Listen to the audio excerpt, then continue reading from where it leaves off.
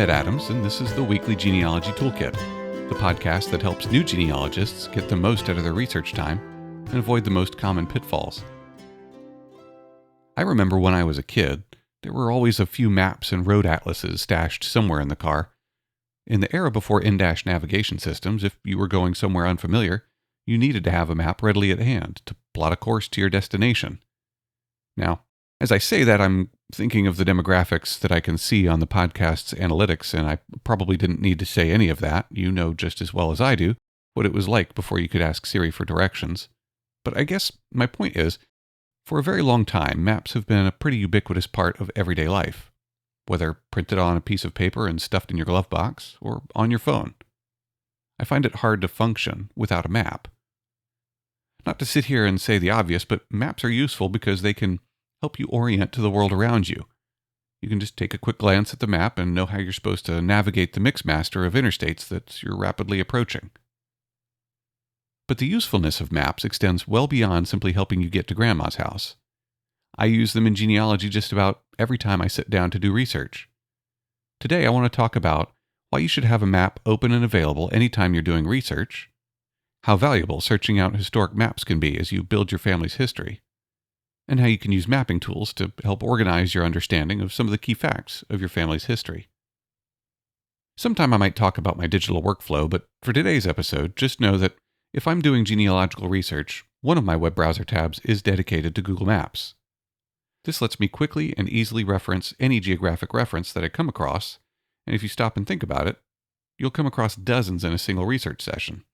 Heck, with some sources you might come across dozens on a single document. This has allowed me to quickly consider or disregard certain search results.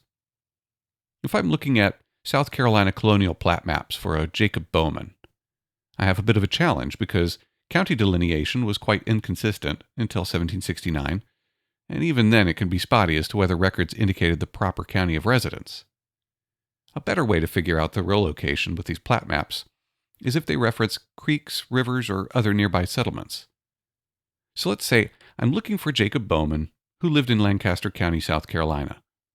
But the records I'm looking for were taken before the establishment of Lancaster County, and based on the spotty county reporting, he could show up as either in Prince Frederick Parish or Craven District, or perhaps even Berkeley District. Even if accurately reported, none of those are helpful since they were all enormous administrative districts. How can I be sure that I'm looking at the right Jacob Bowman? I look at all of the geographic references available on the document, and then hop over to my Google Maps tab and start pinpointing those locations. When I first saw these references to places like Froggy Creek, I thought, there is no way that creek is still called that some 270 years later. And while modern hydrology can be a bit different than historical due to damming, I've been surprised over the years at how rarely the names change. So the next time you pass over that creek on your way home from work, have a look at the name of the creek and see if you can figure out just how far back it's been called that. So if I can see a plat map for a Jacob Bowman located on the banks of Sanders Creek, I can just put that creek name into Google Maps once I'm already over South Carolina and see that it runs right through what was Lancaster County, now Kershaw County. If I see a record with the same name, but it talks about running along Jackson Creek, then I can look and see that while that would likely be recorded as Craven District as well, it was well beyond where my ancestor lived and is another man, although he may be related, so I wouldn't just throw that away. Somewhat off topic, but while we're here, if you're trying to geolocate your ancestors' colonial plat maps and there's no good geographic references on the plat map, look at who their neighbors were. They'll usually show that their lands were bounded on various sides by other people's lands. Look up those other people's plat maps as well until you find something referencing a geographic feature that you can find. If you can geolocate your relatives either through something like plat maps or even something like a deed along with a county land lot map, really do some good map analysis of their home turf. Road maps are good, but when thinking historically, switch over to the terrain or topographic layer. Say, for example, you have a relative who it looks like lived up a holler in far western North Carolina.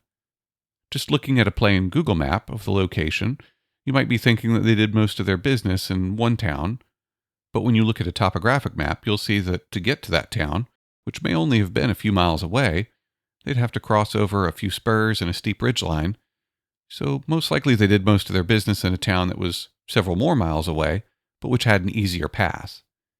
This can help you find the records, especially if the two towns end up being in different counties. Heck, I've even come across more than one situation where after geolocating an ancestor's property, I realized that there were numerous features like ponds, creeks, and roads nearby that bore the family name. That really helps with checking if you're on the right track. Honestly, that really only scratches the surface for the value of actively using a map while you're researching. But there's a lot more to maps in genealogy than just as a research aid. Sometimes, a map can be the object of your research. Your ancestors didn't conceive of their world in the context of a Google Maps. Many of them may never have even laid eyes on a map of their particular area, but if they did, it would have looked a lot different than the map that you have on your phone. So wouldn't it be neat if you could find one of those maps for your areas of interest that were contemporary with your ancestors? Well, you can, and there's several places you can go to find them. I'll only really talk about 4 here, and I feel like I've hit this topic at least in passing somewhere else, but the first place that I look for maps is the Library of Congress. As of this recording, they have over 420,000 items in their maps section, and these range from some of the earliest crudely hand-drawn maps up to 20th century maps that you probably saw in your textbook as a kid. They're all generally scanned in at high resolution so you can zoom way in and save your eyesight. I've found more than one map in the Library of Congress that actually had the location of my ancestors' farms listed by name. That makes geolocating a property a cinch. Another good resource is David Rumsey Maps. This collection is much smaller at about 132,000 items, but there are many highly specialized maps available, and just like the Library of Congress, they're high-quality scans and very readable. I prefer the Library of Congress's interface, but Rumsey Maps is still a great resource. A really neat resource, especially for non-North American maps, is Arcanum Maps. They're based out of Hungary, and they've already georectified a ton of great historic maps of Europe. If you're trying to find that little hamlet that your ancestors came from in the old country, you should really check it out. Lastly, good old FamilySearch.org is a great place to find maps if you get away from the search boxes and instead go looking in the catalog. They have historic maps of a number of U.S. counties, so you never know if you're going to get lucky until you go have a look. All of these resources are more or less free to use. Rumsey Maps and Arcanum do offer the ability to buy download access or to purchase high-quality prints of a map, but I've never really needed to do that. When looking at historic maps, you might have some challenges unless they're already georectified like on Arcanum, which just means that they've already done the work of sort of pinning that historic map onto a modern kind of Google Maps style interface, making modern correlation much easier. If not georectified, you might see your ancestors' farm on that historic map, but not really understand where that is today. While in many places, historic roads are more or less still in place, in others, the roads that you see on a historic map may look nothing at all like what you see on a modern Google map. The best thing you can do is to look for things that haven't changed. Town centers, rivers and creeks, hills or ridgelines, and in some cases even political boundaries, although be careful with that one because borders can change quite a bit over time. If you can cross-reference a few locations on the historic map with their locations on a modern map, you can triangulate your way to a rough estimate of your area of interest. This brings me to the last map-related thing that I wanted to mention today, and that's Google Earth Pro. Hopefully, many of you are already familiar with this software, but if not, think of it as Google Maps but on steroids. There's a web app version of Google Earth, but the Pro version is a downloadable software. Don't worry, it's still free. They have versions for both Windows and Mac, so you're in luck no matter what you're using.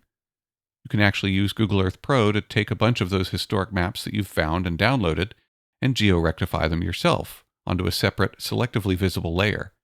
This means that once you've georectified your map, just drop a pin on your family farm on the historic map, and then make that historic map invisible, and now you've got a pin on a modern satellite map that's a fairly accurate representation of where the family farm was. I wouldn't use this method to go dropping a smart bomb or anything like that, but you'll likely be within a few hundred yards of what you're looking for. If you have a plat map, you can also trace the outline of it onto a separate layer, and you can use this method to reconstruct historic settlements.